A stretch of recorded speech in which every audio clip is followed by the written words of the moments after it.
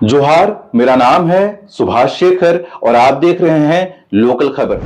राजनीति में आंसू ऐसा तो बड़ा रेयर सीन होता है, पर जब झारखंड के एक्स सीएम चंपई सोरेन बोलते हैं तो उनके शब्दों के साथ साथ उनकी आंखें भी बोल जाती हैं।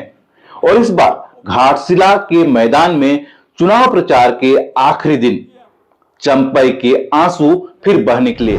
लेकिन जरा सोचिए, ये पहली बार नहीं है साथियों, इससे पहले भी कई बार यह सीन दोहराया जा चुका है।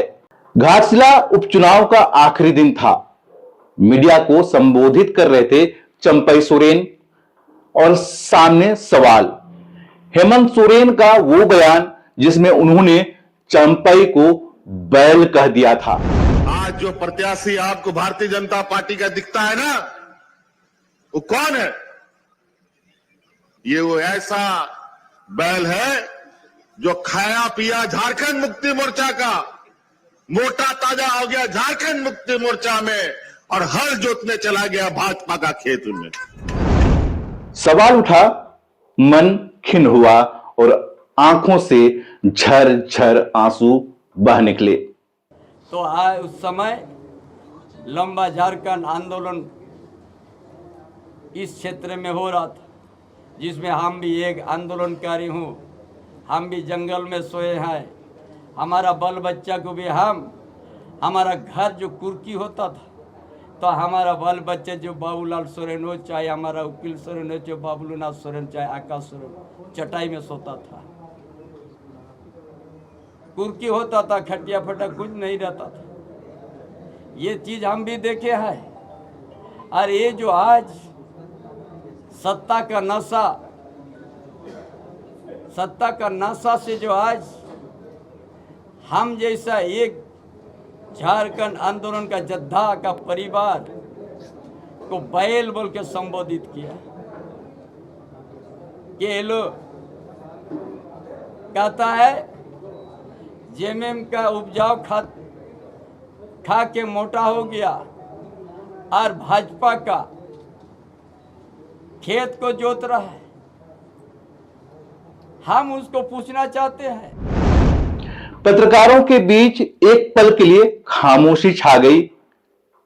अब टाइम मशीन घुमाते हैं फरवरी 2024 की ओर, जब हेमंत सोरेन जेल जाने से पहले मुख्यमंत्री पद की कमान चंपई को सौंप रहे थे।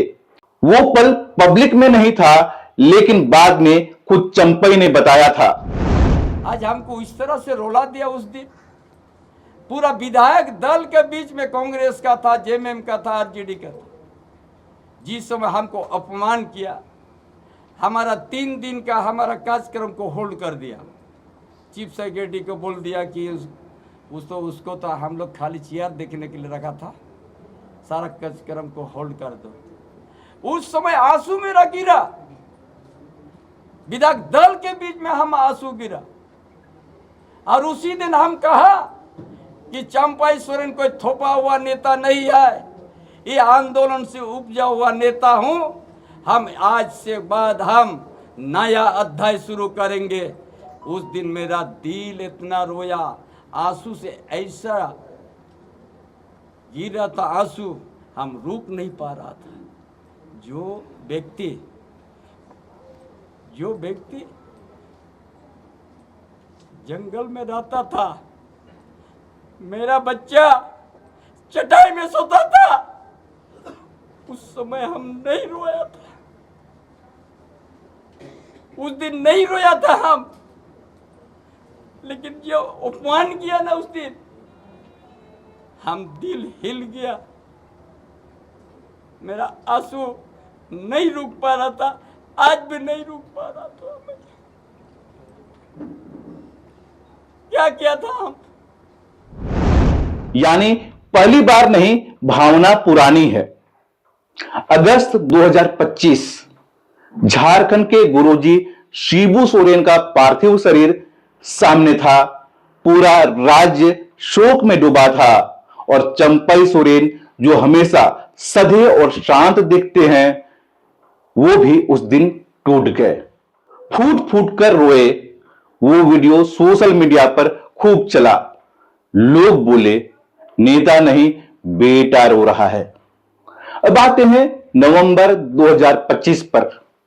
घाटशिला उपचुनाव के प्रचार का आखिरी पड़ाव। हेमंत सोरेन का बैल वाला बयान चुभ गया। प्रेस कॉन्फ्रेंस में जब सवाल उठा तो चंपई ने जवाब दिया, मैं बैल हूं तो जनता के बोझ ढोने वाला बैल हूं।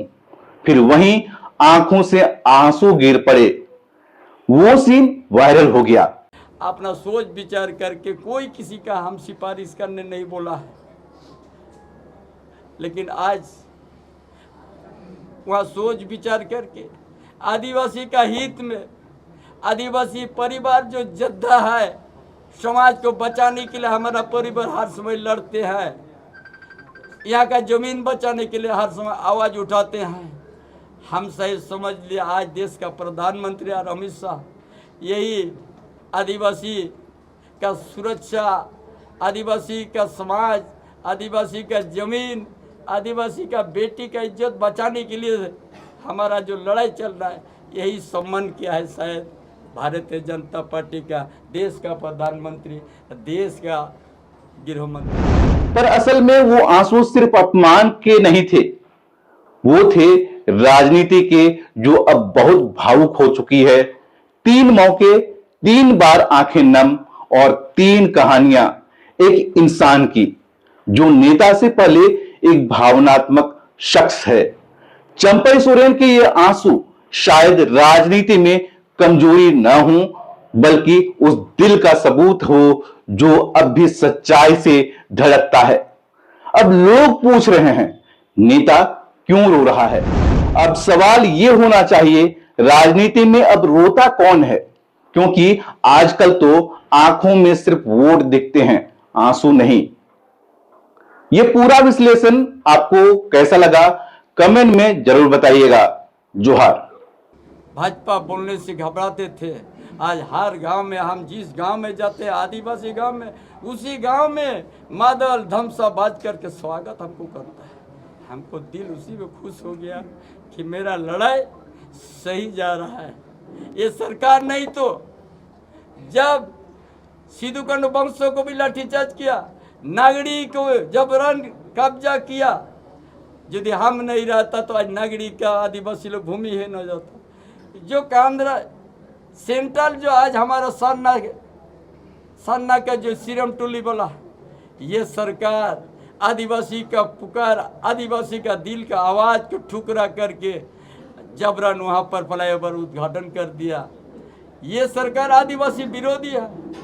अच्छाई भाषा में आदिवासी को लाठीचार्ज किया, कितना रो रहा है। एक परिवार का 3 महिला जेल चल गया, उनका बच्चा को कौन खाना बना के दे रहा है? सब जेल में है, खाना बना वाला सभी महिला। ये सरकार आज आदिवासी को रोला दे चाहिए भाषा में। 3-4 दिन पहले उस परिवार का उस बच्चा अनाथ के जैसे भी इसका घर उसका घर में खाना खा के बड़े मुश्किल से सो रहा है, यदि सभी महिला को जेल में डाल दिया। ये क्या सरकार है? ये कौन सा अपराध किया था चाईबासा का आदिवासी लोग? नो एंट्री तो मांग किया था कि यहाँ पर छोटा रोड है, बस्ती है, हम लोग इधर से उधर भी नहीं जा सक रहा है, दिन को नो एंट्री कर दीजिएगा। नहीं माना, क्योंकि यहाँ अवैध रूप से खनन हो रहा है। दिन रात यहाँ का आयरन और रोड मार्ग से जा रहा है, रेल से भी जा रहा है। ये सरकार को विकास से कोई मतलब नहीं है।